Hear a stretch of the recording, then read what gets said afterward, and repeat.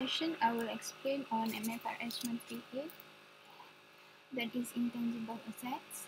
Okay, firstly you need to understand you need to know the definition of intangible asset, which is intangible asset is a non-monetary asset that has no physical substance. No physical substance, that means you cannot touch and you cannot see those assets. And non-monetary here refers to an asset which the value can change in response to economic condition. So if we look at the example, okay, if you have watched the IFRS box, it has explained what is the classification of monetary item and non-monetary item. So basically from here you can see that if the asset has a fixed amount, alright, it is considered as a monetary item. With this fixed amount is an obligation. It is an obligation which is fixed to be paid. Okay, alright. So if it is the obligation is fixed, then it is monetary item.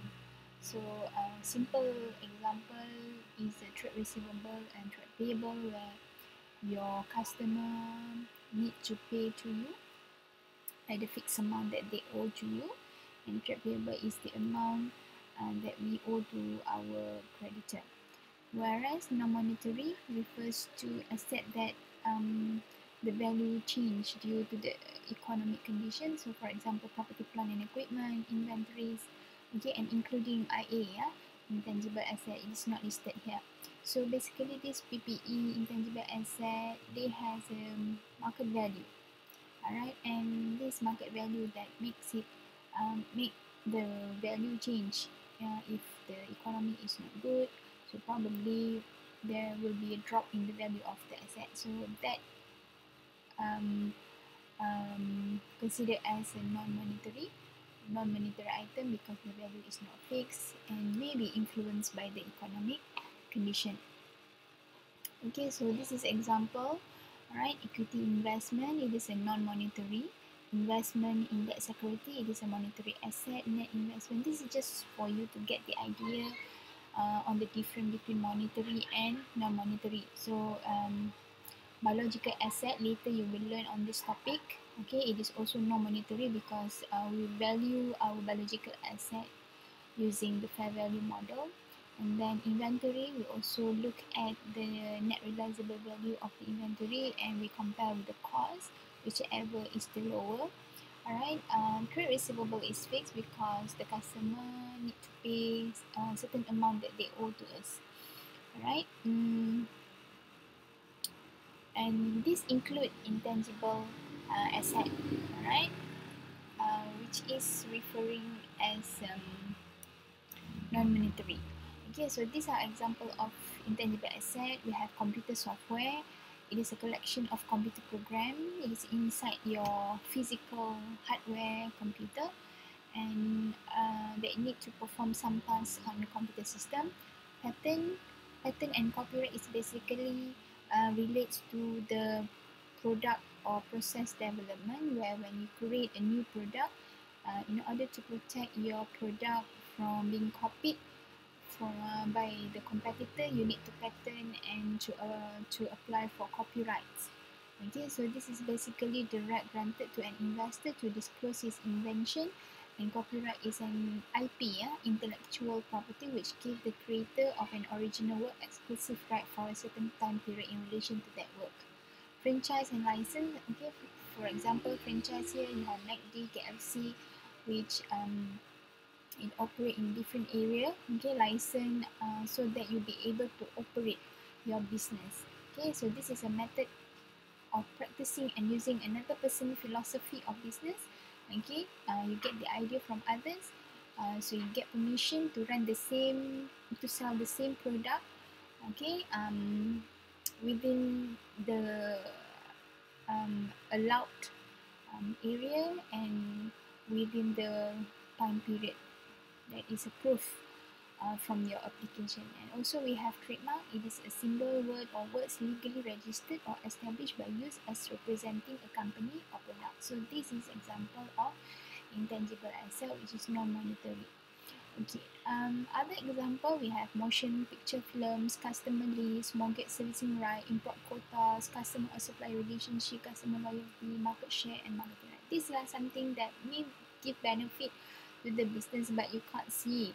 That's why we call IA as does not have a physical substance. Okay, however, we must make sure. Okay, first it meets the definition of IA as a non-monetary and has no physical substance. But it also must have this quality to be treated as intangible asset, which is it is identifiable, it is controllable by the entity, and it provides future economic benefit. Okay, so what does it mean by identifiability here? It means that to see there are two criteria to indicate that the IA, the intangible asset, is identifiable, which is it is separable. Okay, it is separable. What does it mean separable? Boleh dipisahkan. It means that the IA can be sold, can be rented out, can be licensed, or can be exchanged without the need to sell the business. Okay, that's why goodwill is not included under intangible asset MFRS138 because goodwill is part of the business. In order to acquire the goodwill, you need to acquire the business as a whole. So that's why goodwill does not fall under MFRS138 because goodwill is not separated. Okay, so the second criteria to indicate that it is identifiable is that the IA arises from a legal rights. Okay, probably that the IA is not separable, but if you have the legal right, then it is considered as identifiable. That's why the two criteria to indicate it is identifiable or not is the first one is it is separable, and second one it arises from legal right. Okay, right. So this is a further explanation. Right, the second one, the second quality as an IA is controllable.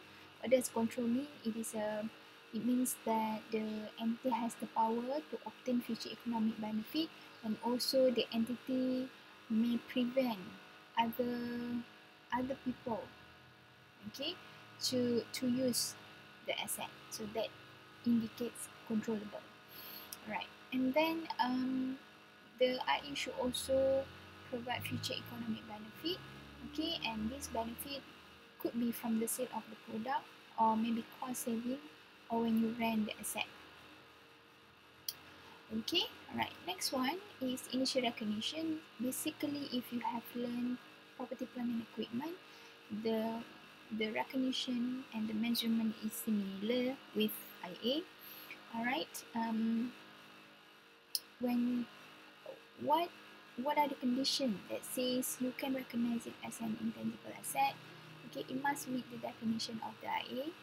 Okay, it is non-monetary and has no physical substance, and then it meet the recognition criteria, and these two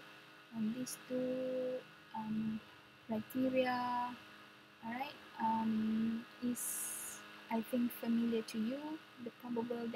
It's probable that future economic benefit flow into the entity, and the cost of the asset can be measured reliably. So this is similar to recognition criteria in PPE. Okay, on top of that,